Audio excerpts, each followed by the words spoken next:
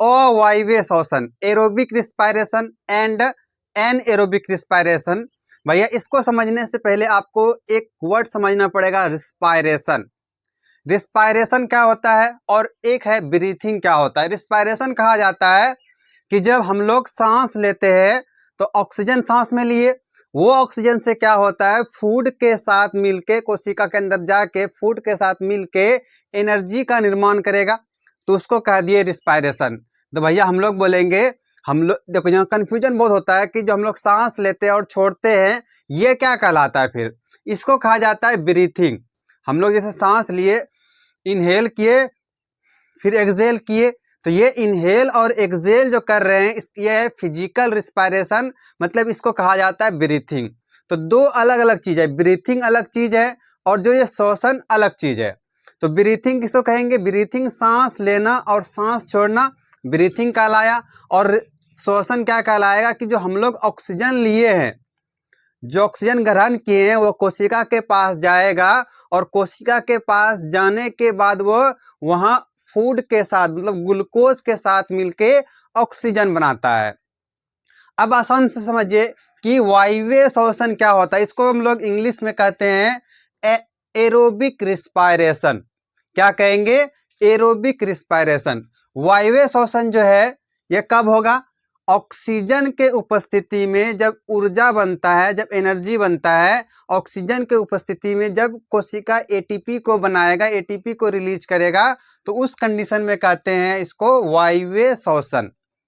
कब कहेंगे, जब मान लो कोई एक सेल है, मान लो यह क्या है, अभी एक सेल है, इसके पास पहले से क्या मौजूद है, ग्लूकोज मौजूद है, खाना हम लोग खाए हैं ना, तो इसके पास क्या मौजूद है, ग्लूकोज पहले से मौजूद है। अब क्या हुआ कि हम लोग सांस लिए, इनहेल किए, जैसे इनहेल किए तो उसमें क्या आया, ऑक्सीजन आया। ऑक्सीजन आके कहाँ आ जाएगा, एल्वोलाई के थ्रू, लंग्स के थ्रू, लंग्स में एल्वोला है, एल्वोला के थ्रू इस सेल के पास आएगा, और जैसे इस सेल के पास आएगा तो ग्लूकोज और ऑक्सीजन दोनों कंबाइन हो जाएगा, दोनों मिल जाएगा, तब क्या बना देगा, अब बना दिया इसको एनर्जी बना देगा। ये क्या करेगा, एक ग्लूकोज जो है ये एनर्जी में कन्वर्ट होगा, और उसके साथ साथ CO2 और H2O भी बनाएगा, मतलब कार्बन डाइऑक्साइड भी बनता है और उसके साथ साथ H2O भी बनता है। ये प्रक्रिया जो होता है किसके उपस्थिति में हो रहा है, ऑक्सीजन की उपस्थिति में होता है, बिना ऑक्सीजन का यह काम नहीं हो सकता है।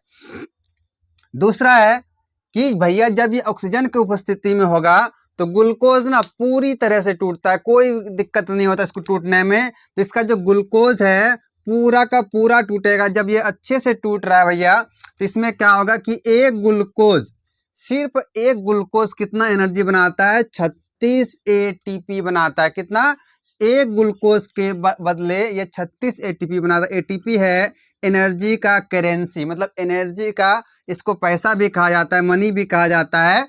और ATP का फुल फॉर्म क्या होगा, adenosine triphosphate, adenosine triphosphate.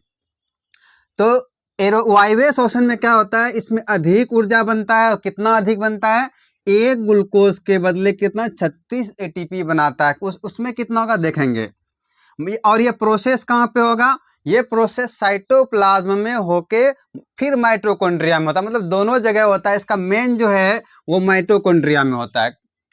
Next point है कि एरोबिक रिस्पायरेशन जो है ये धीमा होता है, किससे, एनएरोबिक रिस्पायरेशन से। एनएरोबिक रिस्पायरेशन बहुत ज़्यादा फास्ट होगा, लेकिन जो वायवीय श्वसन है इसमें प्रोसेस ना धीमा होगा, लेकिन क्या एनर्जी ज़्यादा क्रिएट करता है, ज़्यादा ये बनाता है। ये अब देखो, जो वायवीय श्वसन है ये किस में पाया जाता होगा, छोटे में, बड़े में, यूनिसेलुलर में, मल्टीसेलुलर में, किस में पाया जाता है, तो ज़्यादातर क्या है कि वायवीय श्वसन मल्टी सेलुलर में पाया जाएगा।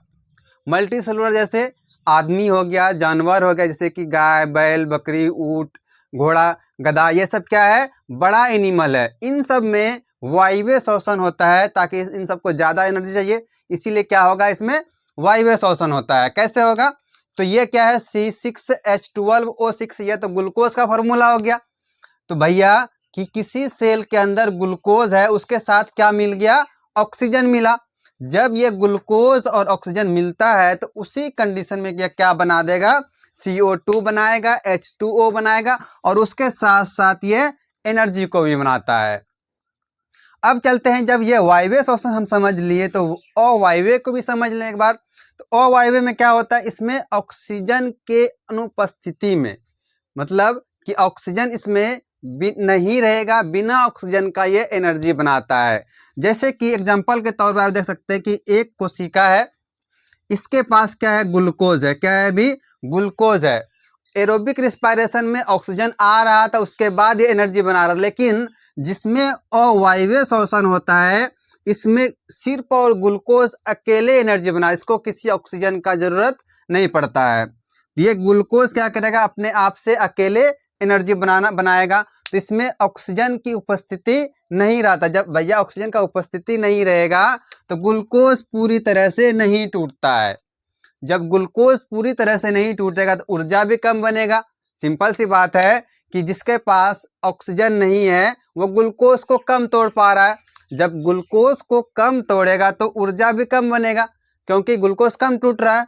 भैया जितना कम तोड़ोगे ग्लूकोज को उतना कम एनर्जी बनता है। दूसरा पॉइंट है कि इसमें ऑक्सीजन की आवश्यकता नहीं होती, ऑक्सीजन इसमें चाहिए ही नहीं, बिना ऑक्सीजन का यह काम करता है। जैसे कि देखे होंगे कि हम लोग जैसे आदमी बहुत ज़्यादा काम करने पे, बहुत ज़्यादा दौड़ने पे थक जाता, क्यों? क्योंकि उसके बॉडी में ऑक्सीजन की कमी होने पर वो करता है अवायवीय श्वसन। कौन करता है? हम लोग का जो मसल्स है, मसल सेल है, उसके पास माइटोकॉन्ड्रिया, साइटोप्लाज्म है। तो जब ऑक्सीजन का कमी होता है तो अवायवीय श्वसन करना स्टार्ट करता है, और अवायवीय श्वसन करता है तो उसमें बन जाता है लैक्टिक एसिड, जिससे कि हम लोग का बॉडी दर्द करता है, उसके साथ साथ वो एनर्जी को भी बनाता है। तो इसमें ऑक्सीजन की आवश्यकता नहीं होती है। ग्लूकोज पूरी तरह नहीं टूटता है, ग्लूकोज में टूटता है लेकिन बहुत कम मात्रा में। भैया कितना कम मात्रा में कि ये अगर एक ग्लूकोज है, एक ग्लूकोज के बदले कितना एनर्जी बनाता है, सिर्फ 2 ATP। सोचो कितना डिफरेंस है। वहां पे एक ग्लूकोज के बदले कितना बन रहा था, यहाँ पे एक ग्लूकोज के बदले 36 से 38 ATP बनता है, जबकि यहाँ सिर्फ एक ग्लूकोज के बदले 2 ATP बन रहा है। इतना कम एनर्जी बनता है। और ये प्रोसेस कहाँ होगा? ये प्रोसेस होता है साइटोप्लाज्म में होता है, और इसका प्रक्रिया बहुत ज़्यादा तेज होगा, क्योंकि एनर्जी कम बन रहा है ना। इसका क्या होगा? बहुत ज़्यादा तेज प्रक्रिया होता है, और ज़्यादातर ये यूनिसेलुलर ऑर्गेनिज्म में पाया जाता है। जो एक कोशिकीय जीव है उसमें ज़्यादातर ये पाया जाता है। तो ये जैसे कि आदमी का बताया, आदमी के मांसपेशियों में ये काम होता है, जहाँ पे क्या लैक्टिक एसिड बन जाता है। क्या होता है? लैक्टिक एसिड बनता है, उसके साथ साथ एनर्जी भी बनता है। देखो अवायवीय श्वसन में होता क्या है कि अलग अलग जो ऑर्गेनिज्म है, अलग अलग जो इंडिविजुअल है, अलग अलग जो जीव है, उसमें अलग अलग चीज बनी। जैसे ग्लूकोज है ना, आदमी में क्या बन रहा है? लैक्टिक एसिड बन जाएगा। किसी में अल्कोहल बनता है, किसी अलग ऑर्गेनिज्म जाओगे तो कुछ और बन जाता है। तो ये अवायवीय श्वसन जो ये श्वसन की क्रिया करता है, तो एनर्जी के साथ साथ ये अलग अलग चीज को भी बनाता है।